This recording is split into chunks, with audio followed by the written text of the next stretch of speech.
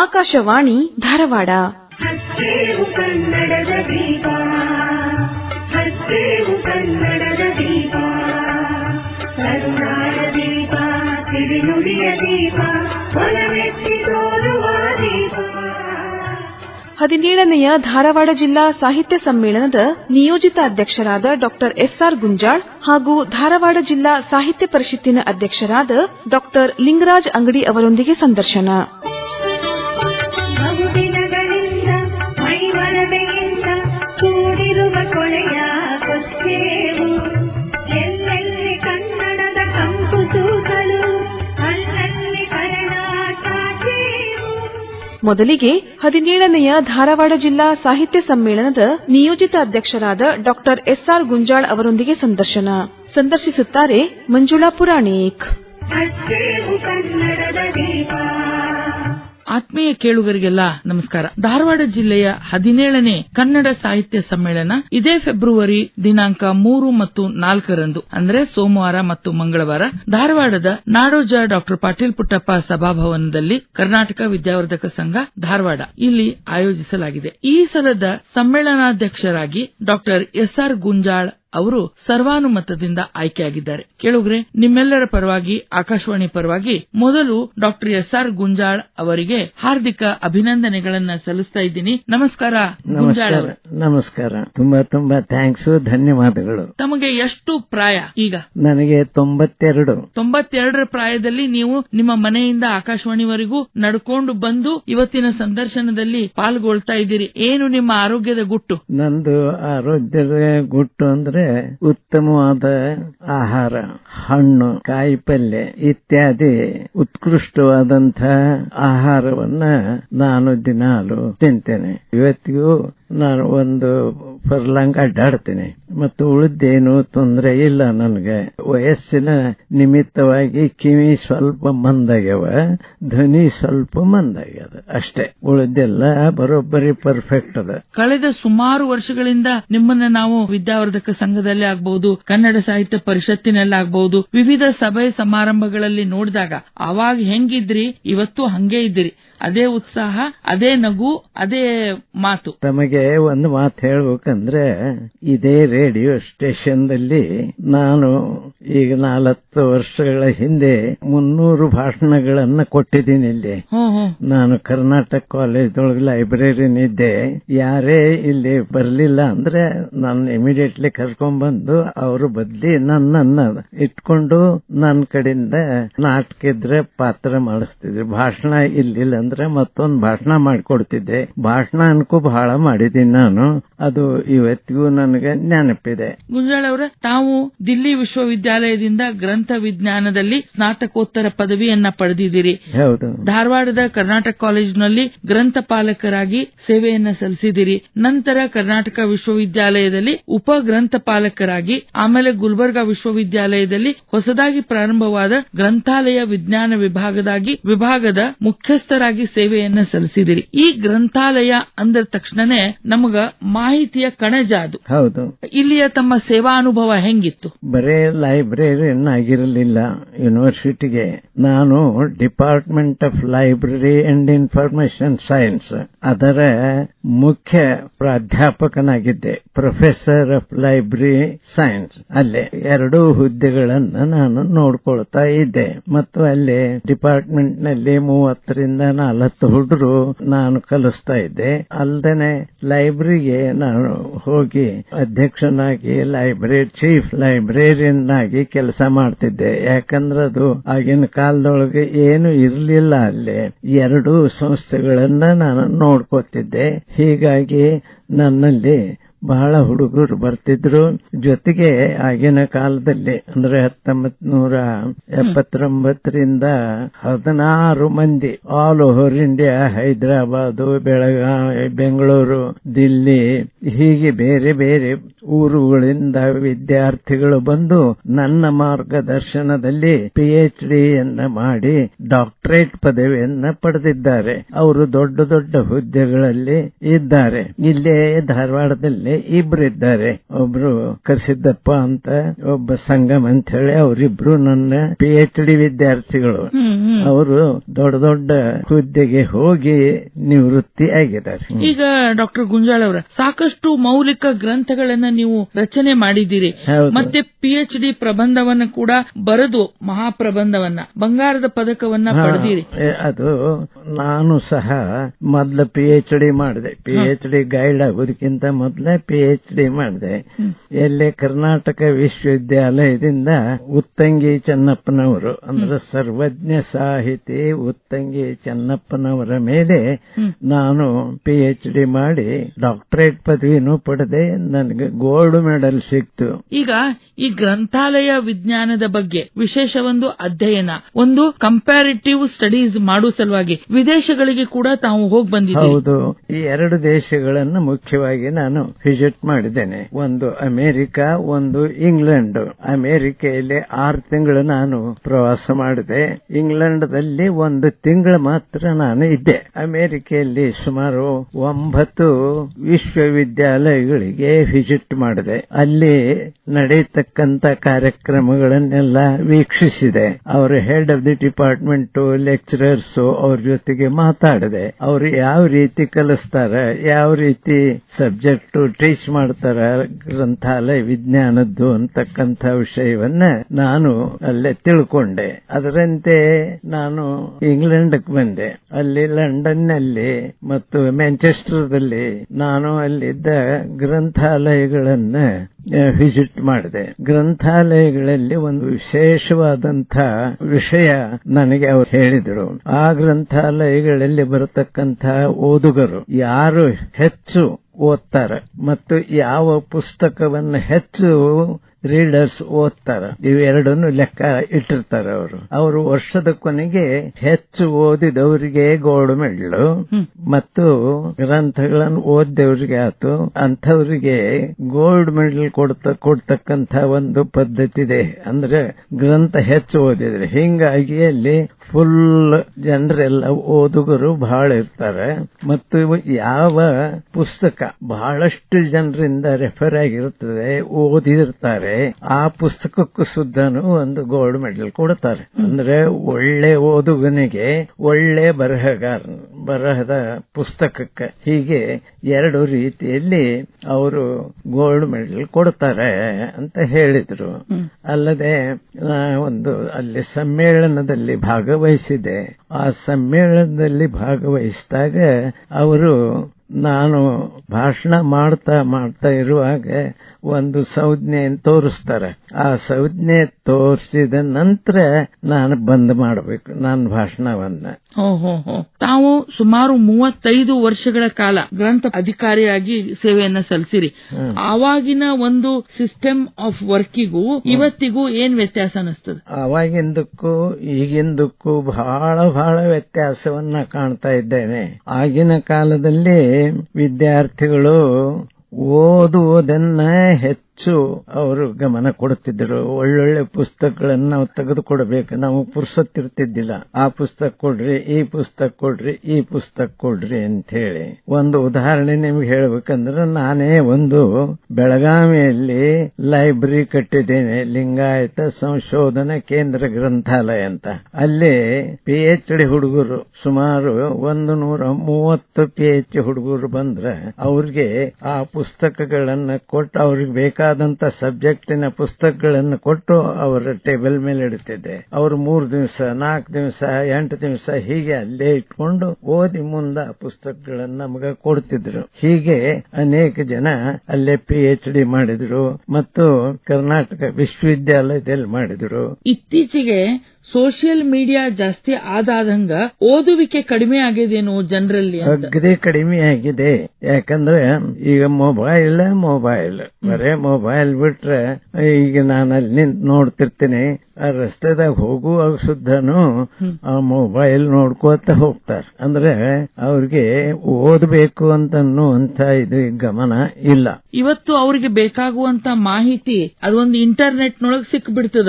ಪುಸ್ತಕಗಳನ್ನ ಹುಡುಕಬೇಕು, ರೆಫರೆನ್ಸ್ ಮಾಡ್ಕೊಳ್ಬೇಕು, ನೋಟ್ಸ್ ಮಾಡಬೇಕು, ಅದು ಕಡಿಮೆ ಆಗಿದೆ, ಪೂರ್ಣ ಕಡಿಮೆ ಆಗಿದೆ. ಈ ರೀತಿ ವಿದ್ಯಾರ್ಥಿಗಳ ಬುದ್ಧಿಗೆ ಮಂಕು ಕವಿದಿದೆ ಅಂತ ನಾನು ಹೇಳಬಹುದು.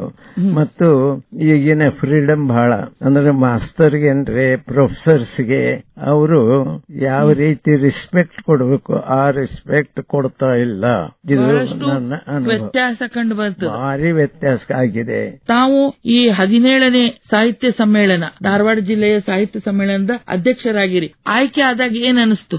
ಸಂತೋಷ ಅನಿಸ್ತದೆ. ಯಾಕಂದ್ರೆ ಇಂಥ ಒಂದು ಸಮ್ಮೇಳನಕ್ಕೆ ಸರ್ವಾಧ್ಯಕ್ಷ ಆಗುದು ಅಂತಂದ್ರೆ ಅದು ಬಹಳ ಮಹತ್ವದ ಕೆಲಸ. ಅದು ಎಲ್ಲರೂ ಮೆಂಬರ್ಸ್ ಕೂಡಿ ಯುನಾನಿಮಸ್ ಆಗಿ ನನ್ನನ್ನು ಆಯ್ಕೆ ಮಾಡಿದ್ದಾರೆ. ಮತ್ತು ನಾನು ವಯಸ್ಕನಾಗಿದ್ದೇನೆ, 92. ಅದು ಒಂದು ಕಾರಣ ಇರಬಹುದು ಅವ್ರು ಮಾಡಿದ್ದು. ಆ ಒಂದು ರೀತಿಯಿಂದ ನಾನು ಬಹಳ ಖುಷಿ ಪಟ್ಟಿದ್ದೇನೆ. ಮತ್ತು ಅಧ್ಯಕ್ಷರಿಗೆ ಇದಕ್ಕೆ ಅವರಿಗೆಲ್ಲ ಏನ್ ಬೇಕೋ ಸಹಕಾರವನ್ನ ಕೊಟ್ಟಿದ್ದೇನೆ. ಅಂದ್ರೆ ಈ ಒಂದು ಸಮ್ಮೇಳನದಿಂದ ಕನ್ನಡದ ಒಂದು ಸಾಹಿತ್ಯಿಕ ಬೆಳವಣಿಗೆ ಏನ್ ಆಗಬೇಕು ಅಂತ ನಿರೀಕ್ಷೆ ಮಾಡ್ತಾ ಇದ್ದೀರಿ? ಕನ್ನಡದ ಬಗ್ಗೆ, ಅದರ ಬೆಳವಣಿಗೆ ಬಗ್ಗೆ, ಅದರ ಪ್ರಕಟಣೆಯ ಬಗ್ಗೆ ಅದು ಹೆಚ್ಚು ಆಗಬೇಕು. ಗ್ರಂಥಾಲಯಗಳು ನಾಡಿನ ತುಂಬ ಈಗ ಗ್ರಂಥಾಲಯ ಆಕ್ಟ್ ಅಂತಾಗಿದೆ. ಎಸ್.ಆರ್. ರಂಗನಾಥನ್ ಅವರು ಇದ್ದಾಗ ಆ ಆಕ್ಟ್ ನಮ್ಮ ಸರ್ಕಾರಕ್ಕೆ ಕೊಟ್ಟರು. ಆ ಆಕ್ಟ್ನ ಪ್ರಕಾರ ಇಡೀ ಕರ್ನಾಟಕ ತುಂಬಾ ಸಾವಿರಾರು ಗ್ರಂಥಾಲಯಗಳಾಗಿದ್ದಾವೆ. ಆದ್ರೆ ಮೊದಲು ಏನದು ಒಂದು ಆಸ್ಥೆ ಇತ್ತು ಓದೋದು. ಆ ಆಸ್ಥೆ ಈಗ ವಿದ್ಯಾರ್ಥಿಗಳಲ್ಲಿ ಕಡಿಮೆ ಆಗಿದೆ. ಮತ್ತು ವಿದ್ಯಾರ್ಥಿಗಳು ಬರೇ ಪರೀಕ್ಷೆಗೆ ಕಾಂಪಿಟೇಟಿವ್ ಎಕ್ಸಾಮಿನೇಷನ್ ಕೂಡ್ರು ಪುಸ್ತಕ ಮಾತ್ರ ಯಾವ್ದಾದ್ರೂ ಕಾಳಿದಾಸಂದಾಗ್ಲಿ ಅಥವಾ ಸರ್ವಜ್ಞನ ವಚನಾಗ್ಲಿ, ಬಸವಣ್ಣವ್ರ ವಚನಾಗ್ಲಿ, ಈ ಕಾರಂತರ ಕಾದಂಬರಿ ಓದಿದ್ರು ಅಡ್ಡಿಲ್ಲ, ಅವನ್ ಸುದ್ದ ಅವರು ಯಾರು ಓದೋದಿಲ್ಲ. ನಾನೇ 104 ಪುಸ್ತಕ ಬರ್ತೇನೆ. ನಿಮಗೆ ಸಂದಂತ ಪ್ರಶಸ್ತಿ ಗೌರವಗಳು ಅಸಂಖ್ಯಾತವ. ಹೌದು, ನನಗೆ ಸಾಹಿತ್ಯ ಅಕಾಡೆಮಿ ಪ್ರಶಸ್ತಿ ಸಿಕ್ಕಾವು, ಗೋಲ್ಡ್ ಮೆಡಲ್ PhD ಸಿಕ್ಕಾವು, ದೇವರಾಜ್ ಬಹದ್ದೂರ್ ಪ್ರಶಸ್ತಿ ಸಿಕ್ಕದೆ, ಒಂದು ಚಲಿಸುವ ಕೋಶ ಅಂತಕ್ಕಂಥದ್ದೊಂದು ಪ್ರಶಸ್ತಿ ಅದು ಚಿತ್ರದುರ್ಗದಿಂದ ಸಿಕ್ಕಿದೆ. ಆಮೇಲೆ ಚರಣ ಸಾಹಿತ್ಯದ ಅದು ಕಲ್ಯಾಣ ಕರ್ನಾಟಕದವರು ಕೊಟ್ಟಿದ್ದಾರೆ ನನಗೆ. ಆಮೇಲೆ ಬಸವ ಪಂಡಿತ ಪ್ರಶಸ್ತಿ ಅಂತ ಕೊಟ್ಟಿದ್ದಾರೆ, ಅದು ಎಲ್ಲೇ ನಾಗ್ಪುರದಿಂದ ಕೊಟ್ಟಿದ್ದಾರೆ ನನಗೆ ಶರಣ ಸಾಹಿತ್ಯ ಪ್ರಶಸ್ತಿ ಕೊಟ್ಟಿದ್ದಾರೆ. ಮತ್ತೊಂದು ಬಸವ ವೇದಿಕೆ ಅಂತ ಬೆಂಗಳೂರಿಗಿದೆ, ಸಾಹಿತ್ಯ ಶ್ರೀ ಅಂತ 2001 ಕೊಟ್ಟಿದ್ದಾರೆ. ಇಲ್ಲಿ 3000 ಮಠದವ್ರು ಕೊಟ್ಟಾರ. ಸೇವಾ ರತ್ನ ಅಂತ 400 ಮಠದಿಂದ ಕೊಟ್ಟಾರ. ರಮಣಶ್ರೀ ಪ್ರಶಸ್ತಿಗಳ ಸುರಿಮಳೆನೇ ಆಗಿದೆ. ನಿಮ್ಗೆ ಹೆಚ್ಚು ಹೇಳಬೇಕು ಅಂತಂದ್ರೆ ಹೀಗೆ ಅನುಭವ ಮಂಟಪ ಪ್ರಶಸ್ತಿ, ಪ್ರೊಫೆಸರ್ S.S. ಬೂಸ್ನೂರ್ ಮಠ ಸಾಹಿತ್ಯ ಪ್ರಶಸ್ತಿ ಧಾರವಾಡದ್ದು, ಇವೆಲ್ಲ 20,000. ಕರ್ನಾಟಕ ರಾಜ್ಯೋತ್ಸವ ಪ್ರಶಸ್ತಿ ಈ ಸುಮಾರು ನನಗೆ 2 ತೊಲೆ ಬಂಗಾರ, ಒಂದಿಷ್ಟು ದುಡ್ಡು ಕೊಟ್ಟಾರ. ಅದು ಕರ್ನಾಟಕ ರಾಜ್ಯೋತ್ಸವ ಪ್ರಶಸ್ತಿ. ಆಮೇಲೆ ಹಂಪಿ ವಿಶ್ವವಿದ್ಯಾಲಯದವರು ನನ್ನನ್ನು ಕರೆಸಿ ಅಧ್ಯಕ್ಷನನ್ನ ಮಾಡಿ ಹಸ್ತಪ್ರತಿ ಅದಕ್ಕೆ ಆ ಲೈಬ್ರರಿಗೆ ನನ್ನ ಅಧ್ಯಕ್ಷನಾಗಿ ಸತ್ಕಾರ ಮಾಡಿದ್ದಾರೆ. ಬಹಳ ಸಂತೋಷ ಗುಂಜಾಳ ಅವರ. ಈಗ ಈ ಧಾರವಾಡ ಜಿಲ್ಲಾ 17ನೇ ಕನ್ನಡ ಸಾಹಿತ್ಯ ಸಮ್ಮೇಳನದ ಸರ್ವಾಧ್ಯಕ್ಷರಾಗಿ ತಾವು ಆಯ್ಕೆಯಾಗಿರಿ. ನಿಮ್ಮ ಗರಡಿಯಲ್ಲಿ ಇನ್ನಷ್ಟು ಕನ್ನಡ ಭಾಷೆಯ ಉಳಿವಿಗಾಗಿ ಇನ್ನೆಲ್ಲ ಹೊಸ ಕಾರ್ಯಕ್ರಮಗಳು ಮೂಡಿ ಬರಲಿ ಅಂತ ನಾನು ಈ ಸಂದರ್ಭದಲ್ಲಿ ಹಾರೈಸ್ತೀನಿ. ಸಂದರ್ಶನದಲ್ಲಿ ಪಾಲ್ಗೊಂಡಿದ್ದಕ್ಕಾಗಿ ಧನ್ಯವಾದಗಳು. ನಮಸ್ಕಾರ. ಇದುವರೆಗೆ 17ನೇಯ ಧಾರವಾಡ ಜಿಲ್ಲಾ ಸಾಹಿತ್ಯ ಸಮ್ಮೇಳನದ ನಿಯೋಜಿತ ಅಧ್ಯಕ್ಷರಾದ ಡಾಕ್ಟರ್ ಎಸ್.ಆರ್. ಗುಂಜಾಳ್ ಅವರೊಂದಿಗೆ ಸಂದರ್ಶನ ಕೇಳಿದಿರಿ. ಸಂದರ್ಶಿಸಿದವರು ಮಂಜುಳಾ ಪುರಾಣಿಕ್. ನವೋದಯದ ಕಿರಣ ನೀನೆ ಕನ್ನಡದಿ ನೆಲದ ಮೇಲೆ ಶುಭೋದಯವ ತೆರೆದಿದೆ, ಶುಭೋದಯವ ತೆರೆದಿದೆ, ಶುಭೋದಯವ ತೆರೆದಿದೆ. ಇನ್ನು ಮುಂದೆ ಧಾರವಾಡ ಜಿಲ್ಲಾ ಸಾಹಿತ್ಯ ಪರಿಷತ್ತಿನ ಅಧ್ಯಕ್ಷರಾದ ಡಾಕ್ಟರ್ ಲಿಂಗರಾಜ್ ಅಂಗಡಿ ಅವರೊಂದಿಗೆ 17ನೇಯ ಧಾರವಾಡ ಜಿಲ್ಲಾ ಸಾಹಿತ್ಯ ಸಮ್ಮೇಳನದ ತಯಾರಿ ಕುರಿತು ಸಂದರ್ಶನ. ಸಂದರ್ಶಕರು ಶರಣಬಸವ ಚೋಳಿನ್. ಆತ್ಮೀಯ ಕೇಳುಗರೆ, ಕನ್ನಡದ ಸಾಂಸ್ಕೃತಿಕ ಹಬ್ಬ ಧಾರವಾಡ ಜಿಲ್ಲಾ 17ನೇ ಕನ್ನಡ ಸಾಹಿತ್ಯ ಸಮ್ಮೇಳನ ಇದೇ ಫೆಬ್ರವರಿ 3 ಮತ್ತು 4ರಂದು ನಿಗದಿಯಾಗಿದೆ. ಸೋಮವಾರ ಮತ್ತು ಮಂಗಳವಾರ ನಾಡೋಜ ಡಾ ಪಾಟೀಲ್ ಪುಟ್ಟಪ್ಪ ಸಭಾಭವನ ಕರ್ನಾಟಕ ವಿದ್ಯಾವರ್ತಕ ಸಂಘ ಧಾರವಾಡ ಇಲ್ಲಿ ಆಯೋಜಿತವಾಗಿದೆ. ಧಾರವಾಡ ಜಿಲ್ಲಾ ಕನ್ನಡ ಸಾಹಿತ್ಯ ಪರಿಷತ್ತಿನ ಅಧ್ಯಕ್ಷರಾಗಿರುವಂತಹ ಪ್ರೊಫೆಸರ್ ಲಿಂಗರಾಜ್ ಅಂಗಡಿಯವರು ನಮ್ಮ ಜೊತೆಗಿದ್ದಾರೆ. ಸತತವಾಗಿ 3 ಅವಧಿ ಕನ್ನಡ ಸಾಹಿತ್ಯ ಪರಿಷತ್ತಿನ ಅಧ್ಯಕ್ಷ ಸ್ಥಾನವನ್ನು ವಹಿಸಿ ಇತಿಹಾಸವನ್ನ ಸೃಷ್ಟಿ ಮಾಡಿದಂತವರು ಪ್ರೊಫೆಸರ್ ಲಿಂಗರಾಜ್ ಅಂಗಡಿಯವರು. ಪ್ರತಿ ವರ್ಷ ನಡೆಯುವಂತಹ ಕನ್ನಡ ಸಾಹಿತ್ಯ ಸಮ್ಮೇಳನ, ಧಾರವಾಡ ಅಂದರೆ ಸಾಂಸ್ಕೃತಿಕ ನಗರಿ, ಸಾಹಿತಿಗಳ ತವರು ಇದು. ಧಾರವಾಡದಲ್ಲಿ ಕನ್ನಡದ ಸಂಭ್ರಮ ಅಂತಂದ್ರೆ ಆ ಒಂದು ಸಾಂಸ್ಕೃತಿಕ ಸಂಭ್ರಮ, ಕನ್ನಡದ ಒಂದು ಪ್ರೀತಿಯನ್ನು ಬೆಳೆಸುವಂತಹ ಒಂದು ಕೆಲಸ ತುಂಬಾ ಅಚ್ಚುಕಟ್ಟಾಗಿ ನಡೀತಾ ಇರುವಂತದ್ದು ಧಾರವಾಡದಲ್ಲಿ.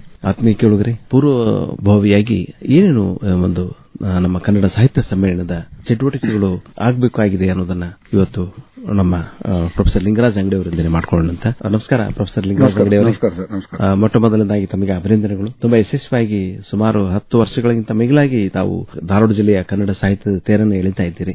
ಈ ಸಲದ ವಿಶೇಷತೆ ನಮಗೆ ಸಂತೋಷ ಅಂದ್ರೆ ಪ್ರೊಫೆಸರ್ ಗುಂಜಾಳ್ ಅವರನ್ನ ತಾವು ಸಮ್ಮೇಳನದ ಸರ್ವಾಧ್ಯಕ್ಷರನ್ನಾಗಿ ಮಾಡಿದ್ದೀರಿ. ಹಿರಿಯ ಗ್ರಂಥಾಲಯ ವಿಜ್ಞಾನಿ, ಸಜ್ಜನ, ಶರಣಜೀವಿ ಅಂಥವರು ಈ ಒಂದು ಸಮ್ಮೇಳನದ ಅಧ್ಯಕ್ಷರಾಗ್ತಾ ಇರುವುದು ಬಹಳ ಸಂತಸದ ವಿಷಯ. ಒಟ್ಟಾರೆ ಕನ್ನಡ ಸಾಹಿತ್ಯ ಸಮ್ಮೇಳನದ ತಯಾರಿ ಹೇಗಿದೆ? ಮೊಟ್ಟ ಮೊದಲು ತಮಗೆ ನಾನು ನನ್ನ ಧನ್ಯವಾದ ಹೇಳ್ತಾ ಇದ್ದೇನೆ. ಯಾಕಂದ್ರೆ ಆಕಾಶವಾಣಿ ಧಾರವಾಡ ನಾನು ಪ್ರತಿ ವರ್ಷ ಏನು ಸಮ್ಮೇಳನ ಮಾಡ್ತೇವೆ, ಸಮ್ಮೇಳನ ಮಾಡಿದ ಸಂದರ್ಭದೊಳಗ ಆ ಸಮ್ಮೇಳನದ ಒಂದೇನು ಅವಲೋಕನ ಅಥವಾ ಅದರ ರೂಪರೇಷೆಗಳನ್ನು ನಾವು ಸಾರ್ವಜನಿಕರಿಗೆ ಇಲ್ಲಿ ಮಾಡ್ಕೊಂತ ಬಂದಿದ್ದೇವೆ. ಈಗ ನಮ್ದು ಇದು 17ನೇ ಕನ್ನಡ ಸಾಹಿತ್ಯ ಸಮ್ಮೇಳನ. ಈ ಸಲ ತಾವು ಹೇಳಿದಂತೆ ಸರ್ವಾಧ್ಯಕ್ಷರಾಗಿ SR ಗುಂಜಾಳ್ ಅವರು ಅಂದ್ರೆ 93 ವರ್ಷದ ಒಬ್ಬ ವಿಜ್ಞಾನಿ ಹೇಳಿ ಬಹಳಷ್ಟು 103 ಗ್ರಂಥಗಳನ್ನು ಪ್ರಕಟ ಮಾಡಿ ಬಹಳಷ್ಟು ಅದ್ಭುತವಾಗಿ ಕೆಲಸ ಮಾಡಿದಂತ ಒಬ್ಬ ಹಿರಿಯ ಜೀವಿ. ಅಂತವರನ್ನ ನಾವು ಕಾರ್ಯಕಾರಿ ಮಂಡಳಿಯೊಳಗ ಸರ್ವಾನುಮತದಿಂದ ಅವ್ರನ್ನ ಆಯ್ಕೆ ಮಾಡಿದ್ದು ನಿಜಕ್ಕೂ ನಮಗೆ ಹೆಮ್ಮೆ ಅನಿಸ್ತದೆ. ಯಾಕಂದ್ರೆ SR ಗುಂಜಾಳ್ ಅವರು ನಮ್ಮ ಧಾರವಾಡ ಜಿಲ್ಲೆಯ ಹುಬ್ಬಳ್ಳಿ ತಾಲೂಕಿನ ಕೋಲಾರ ಗ್ರಾಮದ್ದು. ಅದಕ್ಕೆ ನಮ್ಮ ನೇಮ್ ಇದೆ ಅಂದ್ರೆ ಕನ್ನಡ ಸಾಹಿತ್ಯ ಪರಿಷತ್ತದ್ದು ಸಮ್ಮೇಳನ ಅಧ್ಯಕ್ಷ ಮಾಡಬೇಕಾದ್ರೆ ಅದೇ ಜಿಲ್ಲೆಯವರು ಇರಬೇಕು, ಹಿರಿಯ ಸಾಹಿತ್ಯರು ಇರಬೇಕು, ಮತ್ತಂತ ಹಿರಿಯರನ್ನು ಆಯ್ಕೆ ಮಾಡಬೇಕು ಅಂತಕ್ಕಂಥ ನೇಮ್ ಇದೆ. ಆ ಒಂದು ನಿಟ್ಟಿನಲ್ಲಿ SR ಗುಂಜಾಳ್ ಸರ್ ನಾವೆಲ್ಲ ಆಯ್ಕೆ ಮಾಡಿದ್ದೇವೆ ಅಂತಕ್ಕಂಥ ಆ ಮಾತನ್ನು ಹೇಳ್ತಾ ಇದ್ದೇವೆ. ಸರ್ ಮತ್ತು ಚೋಳನ್ ಸರ್ ಅವರೇ ಒಂದು ಇದರ ತಯಾರಿ ಅಂದ್ರೆ ಈಗಾಗಲೇ ನಾವೆಲ್ಲ ಆಮಂತ್ರ ಪತ್ರಿಕೆಯನ್ನು ಬಿಡುಗಡೆ ಮಾಡಿದ್ದೇವೆ. ಆಮೇಲೆ ಆಮಂತ್ರ ಪತ್ರಿಕೆಯನ್ನು ಎಲ್ಲರಿಗೂ ಏನೋ ಸಂಬಂಧಪಟ್ಟಂತ ಏನೋ ಸಂಪನ್ಮೂಲ ವ್ಯಕ್ತಿಗಳಿಗೆ ಕೊಟ್ಟಿದ್ದೇವೆ. ಆಮೇಲೆ ಶಾಲಾ ಕಾಲೇಜುಗಳು ಕೊಟ್ಟಿದ್ದೇವೆ. ಮತ್ತೆ 8 ತಾಲೂಕಿನ ಅಧ್ಯಕ್ಷರ ಒಂದು ಸಭೆಯನ್ನು ಮಾಡಿ ಆಯಾ ತಾಲೂಕಿನಿಂದ ಅತಿ ಹೆಚ್ಚಿನ ಸಂಖ್ಯೆಯೊಳಗೆ ಕರ್ಕೊಂಡು ಬರ್ಬೇಕಂತ ನಿಟ್ಟಿನೊಳಗೆ ಆಮಂತ್ರ ಪತ್ರಿಕೆ ಸದ್ಯಕ್ಕೆ ನಾನು ಈಗಾಗಲೇ ಎಲ್ಲರೂ ಕಳಿಸಿಕೊಟ್ಟಿದ್ದು. ಬಂಧುಗಳೇ, ಈಗ ಹೇಳ್ಬೇಕಂದ್ರೆ ತಮಗೆಲ್ಲ ಗೊತ್ತಿದಂತೆ ನಮ್ದು 3 ಮತ್ತು 4 ಕರ್ನಾಟಕ ವಿದ್ಯಾವರ್ಧಕ ಸಂಘ ಅವರ ಒಂದು ಆಶ್ರಯದಲ್ಲಿ ಅಂದ್ರೆ ಅವರು ನಮಗೆಲ್ಲ ಬಹಳಷ್ಟು ಅನುಕೂಲ ಮಾಡಿಕೊಟ್ಟಿದ್ದಾರೆ. ಕೇಂದ್ರ ಪರಿಷತ್ ಮಾಡಿಕೊಟ್ಟಿದೆ, ಅದೇ ರೀತಿ ಮಹಾನಗರ ಪಾಲಿಕೆಯವರು ಕೊಟ್ಟಿದ್ದಾರೆ, ಮತ್ತು ಕನ್ನಡ ಮತ್ತು ಸಂಸ್ಕೃತಿ ಇಲಾಖೆಯವರ ಒಂದು ಸಹಾಯ ಸಹಕಾರ ಸಹಯೋಗದಲ್ಲಿ ನಾವೆಲ್ಲ ಕಾರ್ಯಕ್ರಮ ಮಾಡ್ತಾ ಇದ್ದೇವೆ. ಹೀಗಾಗಿ ಇವತ್ತು 3ನೇ ತಾರೀಕು ಬೆಳಿಗ್ಗೆ ನನ್ನ ಧ್ವಜಾರೋಹಣ ಕಾರ್ಯಕ್ರಮ ಅದು 8:00ವರೆಗೆ ನಮ್ಮ ಧಾರವಾಡದ ಜಿಲ್ಲಾಧಿಕಾರಿಗಳು ಶ್ರೀಮತಿ ದಿವ್ಯಾ ಪ್ರಭು ಮೇಡಮ್ ಅವರು ರಾಷ್ಟ್ರ ಧ್ವಜವನ್ನು ಅವರು ನೆರವೇರಿಸ್ತಾ ಇದ್ದಾರೆ. ಆಮೇಲೆ ಅದರಲ್ಲಿ ನಮ್ಮ ಏನು ಕರ್ನಾಟಕ ವಿಶ್ವವಿದ್ಯಾಲಯ ಕಾರ್ಯಾಧ್ಯಕ್ಷರಂತ ಗಾಂಧಿವಾದಿ ಅಂತ ಬಸವಪ್ರಭು ಹಸ್ಕೇರ್ ಅವರು ಕನ್ನಡದ ಧ್ವಜಾರೋಹಣ ನೆರವೇರಿಸಿದ್ದಾರೆ. ನಾನು ಪರಿಷತ್ತಿನ ಧ್ವಜಾರೋಹಣ ಮಾಡ್ತಾ ಇದ್ದೇನೆ. ಅದು ಬೆಳಿಗ್ಗೆ 8:30ಕ್ಕೆ. ಅದಾದ ತಕ್ಷಣ ನೆಕ್ಸ್ಟ್ ನಮ್ದು 9 ಗಂಟೆಗೆ ನಮ್ದು ಮೆರವಣಿಗೆ ಮಾಡ್ತೇವೆ. ಸಾಮಾನ್ಯವಾಗಿ ಸರ್ವಾಧ್ಯಕ್ಷರ ಒಂದು ಮೆರವಣಿಗೆ ಮಾಡ್ತೇವೆ. ಅದು ಕಲಾಭವನದಿಂದ ಅದು ಪ್ರಾರಂಭ ಆಗ್ತದೆ. ಇದರ ಒಂದು ಚಾಲನೆಯನ್ನು ನಮ್ಮ ಧಾರವಾಡದ ಉಪನಿರ್ದೇಶಕರು ಸಾರ್ವಜನಿಕ ಶಿಕ್ಷಣ ಇಲಾಖೆಯ ನಿರ್ದೇಶಕರಂತ SS ಕಳದಿಮಠರ್ ಮಾಡ್ತಾರೆ. ಮತ್ತೆ ಕೆಲವಷ್ಟು ಪ್ರಮುಖರಂತ ವೀರೇಶ್ ಅಂಚಟಗೇರಿ ಅವರು, ರಾಜಶೇಖರ ಕಮ್ತಿ ಅವರು, ಆಮೇಲೆ ಶಿವ ಹಿರೇಮಠ ಅವರು, ಸುರೇಶ್ ಬೆದ್ರೆ ಅವರು ಮಹಾನಗರ ಪಾಲಿಕೆಯಲ್ಲಿ ಮಹಾಪೌರರಾಗಿದ್ದಂತವರು ಮತ್ತು ಸದಸ್ಯರಾಗಿ ಕೆಲಸ ಮಾಡಿದಂತವರು, ಮತ್ತೆ ಕರ್ನಾಟಕ ಕಾಲೇಜಿನ ಪ್ರಾಚಾರ್ಯ ಅಂತ DB ಕರಡೋನಿ ಅವರು, ಮತ್ತೆ ಇನ್ನೊಬ್ಬ ಮಹಾನಗರ ಪಾಲಿಕೆ ಸದಸ್ಯರಂತ ಕವಿತಾ ಕಬ್ಬರ್. ಇದು ಏನೋ ಬೆಳಗಿನ ಒಂದು ಧ್ವಜಾರೋಹಣ ಮತ್ತು ಕನ್ನಡ ಕಾಯ್ದೆ ನಡೆಗೆ ಒಂದು ಮೆರವಣಿಗೆ ಬಗ್ಗೆ. ಪ್ರೊಫೆಸರ್ ಲಿಂಗರಾಜ್ ಅಂಗಡಿ ಅವರೇ, ಈಗ ನೋಡ್ರಿ ಡಾಕ್ಟರ್ ಗುರ್ಲಿಂಗ್ ಕಾಪ್ಸೆ ವೇದಿಕೆ, ನಾಡಿ ಸೋಜ ಸಭಾಂಗಣ, ಡಾಕ್ಟರ್ ಕಮಲಾ ಹಂಪನ ಮಹಾದ್ವಾರ ಹಿರಿಯರ ಒಂದು ನೆನಪನ್ನ ಚಿರಸ್ಥಾಯಿಯಾಗಿಸುವಂತ ಪ್ರಯತ್ನ ಸಾಹಿತ್ಯ ಸಮ್ಮೇಳನದ ಮುಖಾಂತರ ಮಾಡ್ತಾ ಇದ್ದೀರಿ. ನಿಮಗೆ ಅಭಿನಂದನೆಗಳು. ಮುಖ್ಯವಾಗಿ ನಮಗೆ ಗೋಷ್ಠಿಗಳ ಬಗ್ಗೆ ಬಹಳ ನಾವೆಲ್ಲ ಕಾತರದಿಂದಿದ್ದೇವೆ. ಸಾಹಿತ್ಯ ಚಿಂತನೆ ಇರಬಹುದು, ಅವಲೋಕನ ಇರಬಹುದು, ಕವಿಗೋಷ್ಠಿ ಇರಬಹುದು, ಆಮೇಲೆ ವರ್ತಮಾನ ನಮ್ಮ ಜಿಲ್ಲೆಯ ಒಂದು ಸಾಧಕರ ಕುರಿತಂತೆ ಕೂಡ ಈ ಒಂದು ಸಮ್ಮೇಳನಗಳ ಇದೆಲ್ಲ ವಿಶೇಷ ಗೋಷ್ಠಿಗಳು ಈ ಕುರಿತಂತೆ ನಾವು ಬಹಳ ಉತ್ಸುಕರಾಗಿದ್ದೇವೆ. ಆ ಕುರಿತಂತೆ ಮಾಹಿತಿ ಮಾಡಿಕೊಡಬಹುದಾ? ಈಗಾಗಲೇ ಅಂತ ಉದ್ಘಾಟನೆಯನ್ನು ಸಾಮಾನ್ಯವಾಗಿ ಸಾಹಿತ್ಯಗಳು ಮಾಡ್ತಾರಲ್ಲ, ಹೀಗಾಗಿ ಬೆಳಗ್ಗೆ ನಮ್ದು ಸಮಯಕ್ಕೆ ಹೆಚ್ಚು ಮಹತ್ವ ಕೊಡ್ತೇವೆ ನಾವು. ಸರಿಯಾಗಿ 8:00ವರೆಗೆ ಧ್ವಜಾರೋಹಣ, 9 ಗಂಟೆಗೆ ಮೆರವಣಿಗೆ, 10:30ಕ್ಕೆ ಸರಿಯಾದ ಸಮಯಕ್ಕೆ ಉದ್ಘಾಟನೆ ಬರಾಗ್ತದೆ. ಇದರಿಂದ ಆ ಉದ್ಘಾಟನೆಯನ್ನು ನಮ್ಮ ಏನು ಸಾಹಿತಿಗಳಾದಂತ ಡಾಕ್ಟರ್ ಮೃತ್ಯುಂಜಯ ರುಮಾಲಿ ಅವರು ಈ ಒಂದು ಉದ್ಘಾಟನೆಯನ್ನು ನೆರವೇರಿಸಿದ್ದಾರೆ. ಅದರ ಅಧ್ಯಕ್ಷತೆಯನ್ನು ಕರ್ನಾಟಕ ವಿದ್ಯಾವರ್ಧಕ ಸಂಘದ ಅಧ್ಯಕ್ಷರಾದ ಚಂದ್ರಕಾಂತ್ ಬೆಲ್ಲೋದರ್ ಮಾಡ್ತಾ ಇದ್ದಾರೆ. ಮತ್ತು ಉಳಿದಂತೆ ನಮಗೇನು ಒಂದು ಹಿಂದಿನ ಅಧ್ಯಕ್ಷರು ಏನಿರ್ತಾರಲ್ಲ KS ಶರ್ಮಾ ಅವರು ಅದನ್ನ ಧ್ವಜವನ್ನು ಹಸ್ತಾಂತರ ಮಾಡೋದು ಸಾಮಾನ್ಯವಾಗಿ ಹಿಂದಿನ ಅಧ್ಯಕ್ಷರು ಈಗ ಕೊಡ್ತಕ್ಕಂಥದ್ದು. ಮತ್ತು ಸಾಮಾನ್ಯವಾಗಿ ನಾವು ಒಂದು ಆಶಯ ನುಡಿಯನ್ನು ಮಾಡ್ತೇವೆ. ಕರ್ನಾಟಕ ವಿದ್ಯಾವರ್ಧಕ ಸಂಘದ ಉಪಾಧ್ಯಕ್ಷರಂತ ಪ್ರೊಫೆಸರ್ ಮಾಲತಿ ಪಟ್ಟಣ ಶೆಟ್ಟಿ ಅವರು ಮಾಡ್ತಾರೆ. ಮತ್ತು ಸರ್ವಾಧ್ಯಕ್ಷರಂತ SR ಗುಂಜಾಳ್ ಅವರು ತಮ್ಮ ಒಂದು ನುಡಿಯನ್ನು ನುಡಿತಾ ಇದ್ದಾರೆ. ಜಿಲ್ಲೆಯಲ್ಲಿ ಬರ್ತಕ್ಕಂಥ ನಮ್ಮ ಮಾನ್ಯ ಸಭಾಪತಿ ಅಂತ ಬಸವರಾಜ್ ಹೊರಟ್ಟಿ ಸಾಹೇಬರಾಗಲಿ, ಆಮೇಲೆ ನಮ್ಮ ಕೇಂದ್ರ ಪರಿಷತ್ ಅಧ್ಯಕ್ಷರಂತ ಮಹೇಶ್ ಜೋಶಿ ಅವರು, ಜಿಲ್ಲಾ ಉಸ್ತುವಾರಿ ಸಚಿವರಾದಂತಹ ಸಂತೋಷ್ ಲಾಡ್ ಅವರು, ಮತ್ತು ಮುಖ್ಯವಾಗಿ ನಮ್ಮ ಜಿಲ್ಲೆಯ ಎಲ್ಲ MLA ಮತ್ತು MLCಗಳನ್ನೆಲ್ಲ ನಾವು ಕರೆದಿದ್ದೇವೆ ಅಂತಕ್ಕಂಥ ಮಾತನ್ನು ಈ ಸಂದರ್ಭ ಇದು ಒಂದು ಉದ್ಘಾಟನೆಗೆ ಸಂಬಂಧಪಟ್ಟಂತದ್ದು. ಅದು ಉದ್ಘಾಟನೆ ಮುಗಿದ ತಕ್ಷಣ ನಮ್ದು 2 ಗಂಟೆಗೆ ನಾವು ಏನ್ ಮಾಡಿದ್ರೆ ಸಾಹಿತ್ಯ ಚಿಂತನೆ ಅಂತಿದೆ. ಆ ಸಾಹಿತ್ಯ ಚಿಂತನೆ ಗೋಷ್ಠಿ ಅಧ್ಯಕ್ಷತೆಯನ್ನು ಪ್ರೊಫೆಸರ್ ದುಷ್ಯಂತ್ ನಾಡಗೌಡ ಅವರು ವಹಿಸಲಿದ್ದಾರೆ. ಆಮೇಲೆ ಇಬ್ಬರು ಉಪನ್ಯಾಸ ಮಾಡ್ತಾರೆ. ಅದರಲ್ಲಿ ನಾಡಿನ ಹಿರಿಯರಾದಂತ ಡಾಕ್ಟರ್ ಶ್ಯಾಮಸುಂದರ್ ಬಿದಿರ್ಕುಂದಿ ಅವರು ಆ ನುಡಿಗಳ ಉಳಿವಿನ ಉಪಾಯಗಳು ಅಂತಕ್ಕಂಥ ವಿಷಯದ ಮೇಲೆ ತಮ್ಮ ಒಂದು ವಿಷಯ ಮಂಡನೆ ಮಾಡ್ತಾರೆ. ಮತ್ತು ಇನ್ನೊಬ್ಬರು ನಮ್ಮ ವೆಂಕಟೇಶ್ ಮಾಚಕ್ನವರು, ಅವರು ಹಿರಿಯ ಸಾಹಿತಿಗಳು, ಶಿಕ್ಷಣ ಇಲಾಖೆಯೊಳಗೆ ಅಧಿಕಾರಿ ಕೆಲಸ ಮಾಡಿದವರು, ಆ ಭಾಷೆಯ ಸಂವಹನ ಕಲಿಕೆ ಮತ್ತು ಶಿಕ್ಷಣ ಮಾಧ್ಯಮದ ಕುರಿತು ತಮ್ಮ ಉಪನ್ಯಾಸ ನೀಡಿದ್ದಾರೆ. ಇದು 2 ಗಂಟೆಗೆ ಪ್ರಾರಂಭವಾಗ್ತಾ ಇದೆ. ಅದು ಆದ ತಕ್ಷಣ ನಮಗೆಲ್ಲ ಅವಲೋಕನ ಅಂತಿದೆ. ಸಂಜೆ ಕಾರ್ಯಕ್ರಮ 4 ಗಂಟೆಗೆ ಅವಲೋಕನದಲ್ಲಿ ಸದಕ ನಮ್ಮ ನಿವೃತ್ತ ಜಿಲ್ಲಾ ನ್ಯಾಯಾಧೀಶರಂತ SS ಮಿಟ್ಟಿಲ್ಕೋಟ್ ಸಾಹೇಬರ ಅಧ್ಯಕ್ಷತೆ ವಹಿಸಲಿದ್ದಾರೆ. ಆಮೇಲೆ KS ಕೋರಿಶೆಟ್ಟಿ ಅಂದ್ರೆ ಅದು ವಿಷಯ ವಚನ ಸಾಹಿತ್ಯದಲ್ಲಿ ಸಂವಿಧಾನ ತತ್ವಗಳು ಅಂತ ಮಾಡ್ತಾರೆ. ಇನ್ನೊಬ್ಬರು ಅನ್ಶಿವ ಕಾಂಬಳೆ ಅಂತೇಳಿ ಕರ್ನಾಟಕ ವಿಶ್ವವಿದ್ಯಾಲಯದ ಕನ್ನಡ ಪ್ರಾಧ್ಯಾಪಕರು, ಅವರು ಬಸವಣ್ಣ ಸಾಂಸ್ಕೃತಿಕ ನಾಯಕ ನಮ್ಮ ಅಸ್ಮಿತೆ ಅಂತಕ್ಕಂಥ ವಿಷಯದ ಮೇಲೆ ತಮ್ಮ ಏನೋ ಒಂದು ಮಂಡನೆ ಮಾಡ್ತಾರೆ. ಇದು ಮುಗಿದ ತಕ್ಷಣ ಸಾಮಾನ್ಯವಾಗಿ ಸಾಂಸ್ಕೃತಿಕ ಕಾರ್ಯಕ್ರಮ ಮಾಡ್ತೇವಲ್ಲ, ಅದು ಸರಿಯಾಗಿ 6:30ಕ್ಕೆ ಸಾಂಸ್ಕೃತಿಕ ಕಾರ್ಯಕ್ರಮ ನಮ್ಮ ರಂಗಾಯಣದ ನಿರ್ದೇಶಕರಾದ ರಾಜು ತಾಳಿಕೋಟಿ ಅವರು ಅದನ್ನ ಒಂದು ಉದ್ಘಾಟನೆ ಮಾಡ್ತಾರೆ.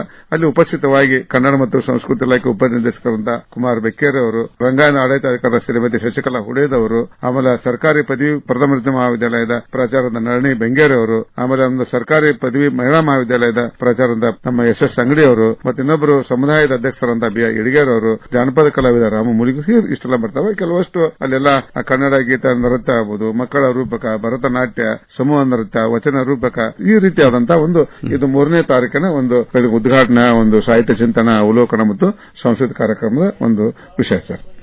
ಬಹಳ ಸಂತೋಷ. ಈ ಸರ ವಿಶೇಷ ಅಂದ್ರೆ ಕವಿಗೋಷ್ಠಿಯನ್ನು ಶ್ರೀ ಪುಟ್ಟು ಕುಲಕರ್ಣಿ ಅವರ ಅಧ್ಯಕ್ಷತೆಯಲ್ಲಿ ಮಾಡ್ತಾ ಇದ್ದೀರಿ. ಹಾಸ್ಯ ನುಡಿಯನ್ನು ಚನ್ನಪಂಗಡಿಯವರು ಮಾಡ್ತಾ ಇದ್ದಾರೆ. ಡಾಕ್ಟರ್ ಕುಮಾರ್ ಹಿರೇಮಠ ಅವರು ಉಪಸ್ಥಿತಿ ಇರುತ್ತದೆ. ಹಾಗೇನೆ ಡಾಕ್ಟರ್ ಪರಶುರಾಮ್ ಕೆಂಗಾರ್ ಅವರು ಕೂಡ ಇದ್ದಾರೆ. ವಿಶೇಷವಾಗಿ ಇನ್ನೊಂದು ಅಂದ್ರೆ ಈ ವರ್ತಮಾನ ಅನ್ನೋ ಗೋಷ್ಠಿಯನ್ನು ಮಾಡ್ತಾ ಇದ್ದೀವಿ. ಆಮೇಲೆ ನಮ್ಮೂರು ಅಂತ ಹೇಳಿ ಒಂದು ವಿಶೇಷ ಗೋಷ್ಠಿ ಇದೆ. ಈ ಕುರಿತಂತೆ ಸಂಕ್ಷಿಪ್ತ ಒಂದ್ 2 ಮಾತು ಹೇಳ್ಬೋದಾ? ವರ್ತಮಾನ ಅಂದ್ರೆ ಎಟ್ ಪ್ರೆಸೆಂಟ್ ಏನು ಆಗ್ತಾ ಇದೆ ಅಂತಕ್ಕಂತ ಒಂದು ವಿಷಯದ ಬಗ್ಗೆ ಇಲ್ಲಿ ಸತಕ ಆ ಒಂದು ಪ್ರಾರಂಭದಲ್ಲಿ ನಾವು ಇನ್ನೂ ಸ್ವಲ್ಪ ಜಾನಪದ ಸಂಗೀತ ಇಟ್ಕೊಂಡೇವೆ. ಈ ಒಂದು 12 ಗಂಟೆಗೆ ನಮ್ದು ಕಾರ್ಯಕ್ರಮದ ನಾಡಿನ ಶ್ರೇಷ್ಠ ಜಾನಪದ ಕಲಾವಿದರು ಸಂಬಯ್ಯ ಹಿರೇಮಠ ತಂಡದವರು, ಹರ್ಲಾಪುರದವರು ಬಹಳ ಒಳ್ಳೆ ಅದನ್ನ ಒಂದು ಅರ್ಧ ತಾಸು ಸಂಗೀತ ಕಾರ್ಯಕ್ರಮ. ಅದು ಮುಗಿದ ತಕ್ಷಣ ನಮ್ಮ ಸಂಯುಕ್ತ ಕರ್ನಾಟಕದ ಕಾರ್ಯನಿರ್ವಾಹಕ ಸಂಪಾದಕರಂತ ಮೋಹನ್ ಹೆಗಡೆ ಅವರ ಅಧ್ಯಕ್ಷತೆಯಲ್ಲಿ ವರ್ತಮಾನದ ಒಂದು ಗೋಷ್ಠಿಯ ನಡೀತಾ ಇದೆ. ಅದರಲ್ಲಿ ನಮ್ಮ ವರ್ತಮಾನ ಕಂಡ ಕಾವ್ಯದ ಒಲವು ನಿಲುವು ಅಂತಕ್ಕಂಥದ್ದು ಸತೀಶ್ ಕುಲಕರ್ಣಿ ಅವರು, ಸಾಹಿತಿಗಳು ಹಾವೇರಿ ತಮ್ಮ ವಿಷಯ ಮಂಡನೆ ಮಾಡ್ತಾರೆ.